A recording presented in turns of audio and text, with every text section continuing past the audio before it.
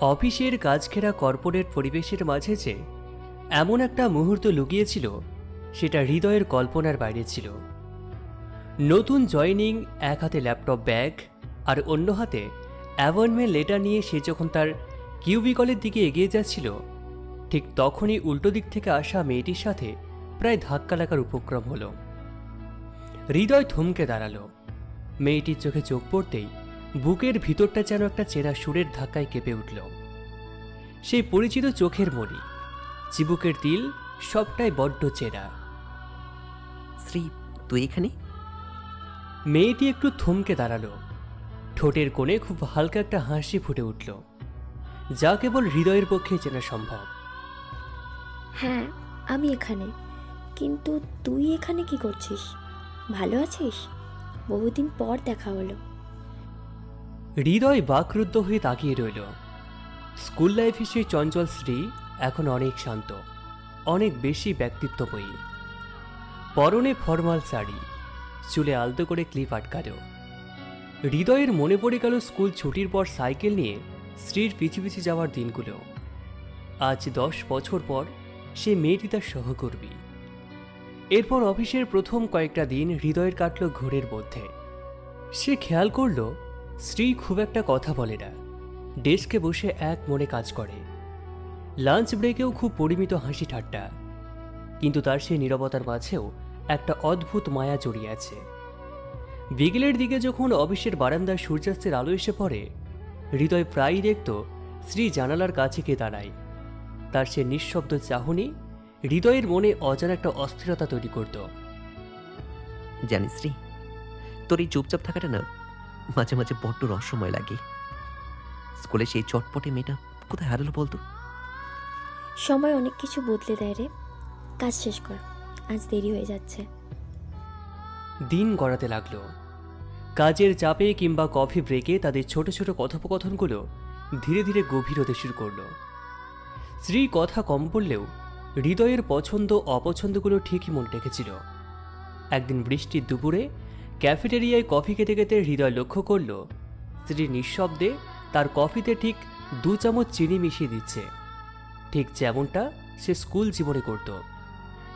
হৃদয় বুঝল স্ত্রীর এই কম কথা বলার পিছনে লুকিয়ে আছে এক সমুদ্র সমান আবেগ। সে মুখে কিছু না বললেও তার চোখের ভাষা অনেক কিছু বলে দেয়। কাজের ফাঁকে যখনই তাদের চোখাচোখি হতো, স্ত্রী আলতো করে চোখ নামিয়ে নিত। আর সেই মুহূর্তেই হৃদয়ের মনে হতো অফিসের এই যান্ত্রিকতা যেন এক নিমেষে ধুয়ে মুছে গেল। একবার খুব অসুস্থ হয়ে হৃদয় অফিসে আসতে পারেনি। সেদিন অফিস শেষে স্ত্রী নিজে থেকে ফোন করে বলেছিল, ওষুধ খেয়েছিস? কাল আসার দরকার নেই, রেস্ট নে। ব্যাস এটুকুই। কিন্তু হৃদয়ের কাছে এই সামান্য কয়েকটা শব্দ ছিল পৃথিবীর সেরা ঔষধ।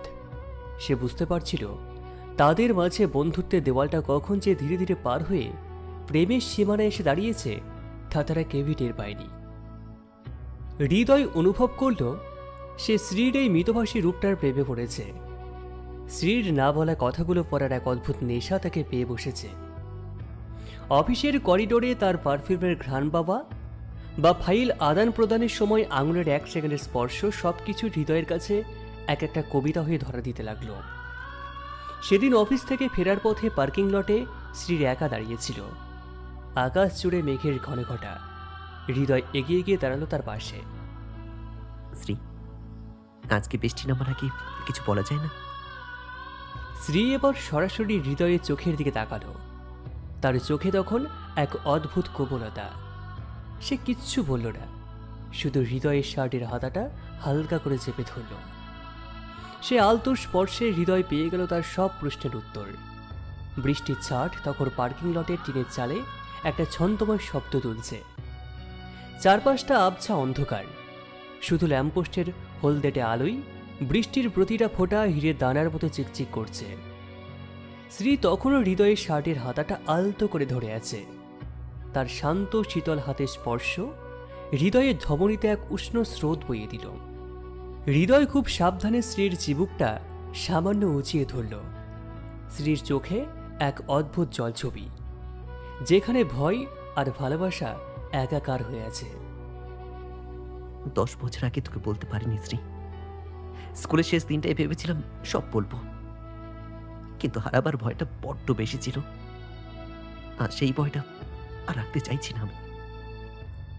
শ্রী কথা বলল না, শুধু তার চোখের পলকগুলো একটু দ্রুত পড়ল। সে যেন হৃদয়ের প্রতিটি শব্দকে তার নিঃশ্বাসের সাথে ভিতরে টেনে নিচ্ছে।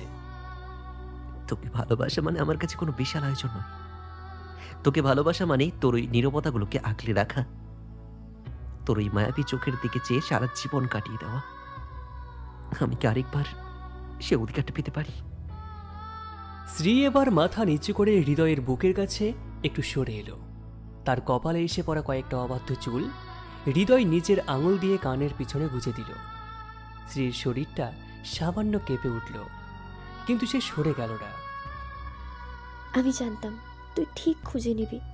আমি তো সেই স্কুলের দিনগুলোতেই নিজেকে তোর কাছে হার মেনেছিলাম, শুধু মুখ ফুটে বলা হয়নি। পার্কিং লটে সেই নিরিবিলি পরিবেশে সবাই যেন থমকে দাঁড়িয়ে গেল। হৃদয় শ্রীর হাতটা নিজের হাতের মুঠোয় নিল। হাতের তালুতে তালু মিশতেই এক অপার্থিব অনুভূতি তাদের গ্রাস করল। অফিসের সে যান্ত্রিক কাজ, ফাইলপত্র, মিটিং সব কিছু তখন বহু দূরে। হৃদয় দেখল শ্রীর ঠোঁটের কোণে এবার আর সেই ফিকে হাসিটা নেই, বরং এক পরিপূর্ণ তৃপ্তির আভা খেলা করছে।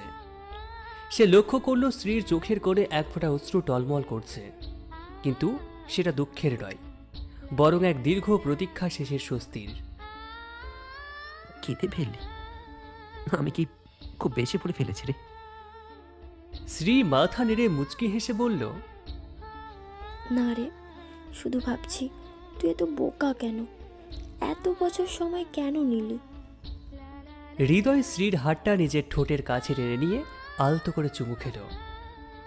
বৃষ্টির বেগ তখন বাড়ছে, কিন্তু তাদের তাতে কোনো খেয়ালই নেই। বৃষ্টির প্রতিটা ফোঁটা যেন সাক্ষী হয়ে রইল একটি অপূর্ণ বন্ধুত্বের পূর্ণতা পাওয়ার। দেরি হলেও তো ফিরেছি।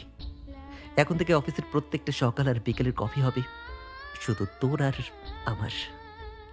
শ্রী এবার কোনো উত্তর দিল না। সে শুধু হৃদয়ের কাঁধে নিজের মাথাটাকে রাখল। তার এই সামান্য একটু স্পর্শ আর নীরবতাই হৃদয়ের কাছে সহস্র কবিতার চেয়েও বেশি বাচাল হয়ে ধরা দিল। ভালোবাসা তো এমনই, যেখানে শব্দের চেয়ে নীরবতায় বেশি কথা বলে। বৃষ্টির সেই সন্ধ্যার পর অফিসের দিনগুলো যেন অন্য এক রঙে রাঙিয়ে গেল। তাদের সম্পর্কের কথা কেউ না জানলেও বাতাসের গন্ধে যেন একটা নতুন প্রেমের আঘ্রাণ পাওয়া যেত। সকালবেলা হৃদয় যখন অফিসে ঢুকত, তার আগে থেকে স্ত্রীর ডেস্কে রাখা ছোট টবে রাখা সাদা রজনীগন্ধার গুচ্ছটা হৃদয়ের আসার বার্তা জানিয়ে দিত। অফিসের লাঞ্চের পর সবাই যখন গল্পে মত্ত থাকে, হৃদয় আর স্ত্রী তখন ছাদের এক কোণে দাঁড়িয়ে থাকত। জানিস রে, মাঝে মাঝে না আমার বিশ্বাসই হয় না যে তুই সত্যি আমার পাশে আছিস। মনে হয় এটা সেই স্কুল লাইফের কোনো একটা দিবা স্বপ্ন দেখছি। শ্রী হালকা হাসল, তার চোখ দুটি জানালার ওপারে নীল আকাশের দিকে। সে আনমনে বলল, স্বপ্ন হলেও ক্ষতি কি? সব স্বপ্ন তো আর দুঃস্বপ্ন হয় না।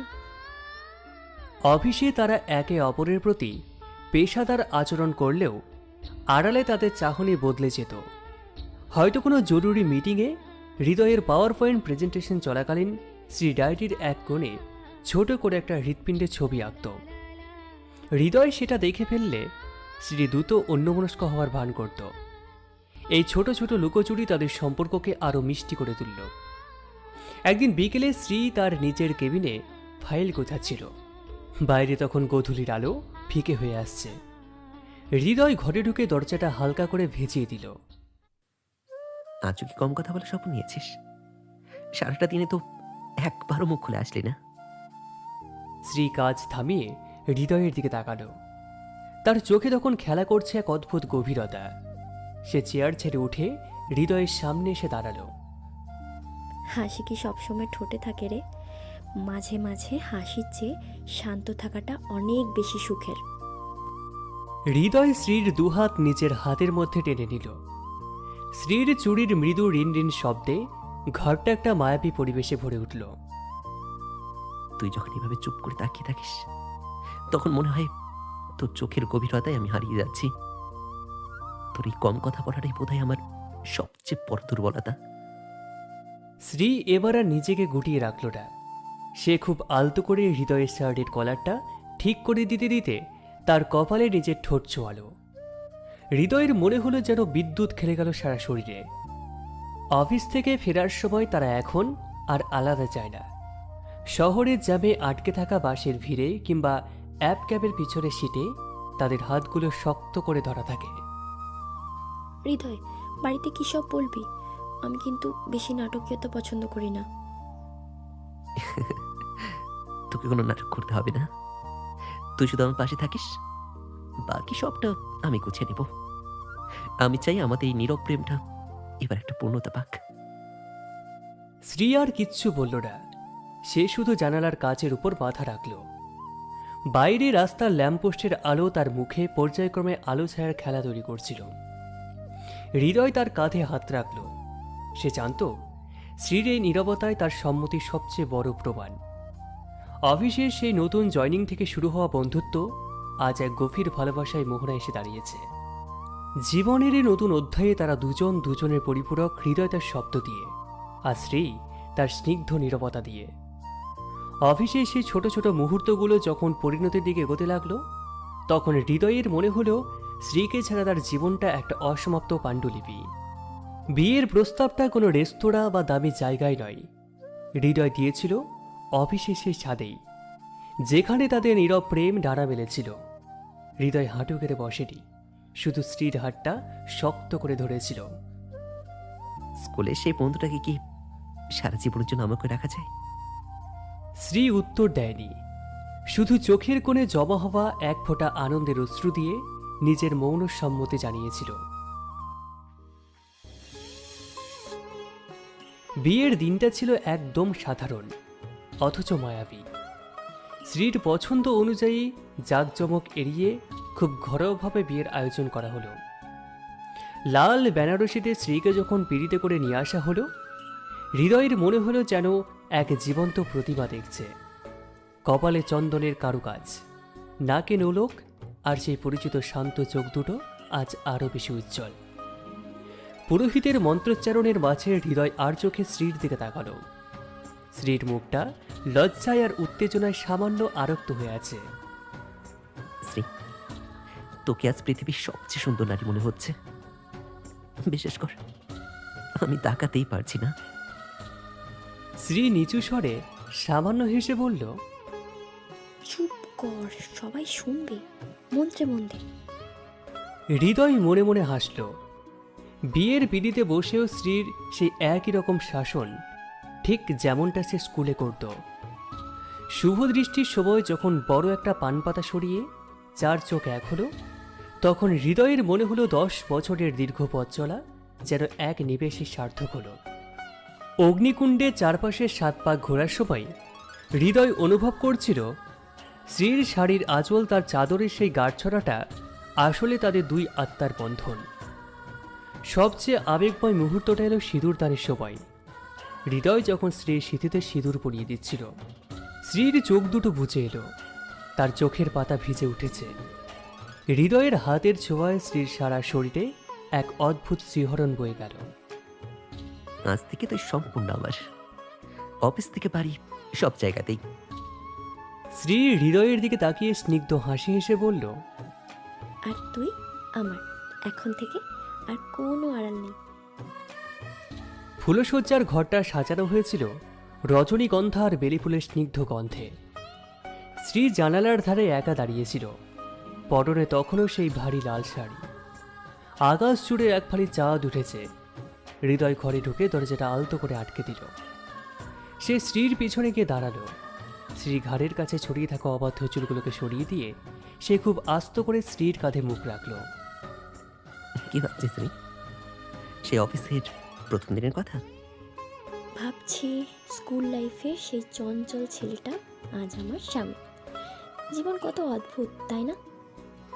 হৃদয় স্ত্রীকে নিজের দিকে ঘুরিয়ে নিল। চাঁদের আলোয় স্ত্রীর মুখটা যেন স্বর্গীয় লাগছে। স্ত্রীর সেই কম কথা বলার স্বভাবটা আজও রয়ে গেছে, কিন্তু আজ সে নীরবতায় কোনো দূরত্ব নেই। আছে এক গভীর তৃপ্তি আর অধিকার।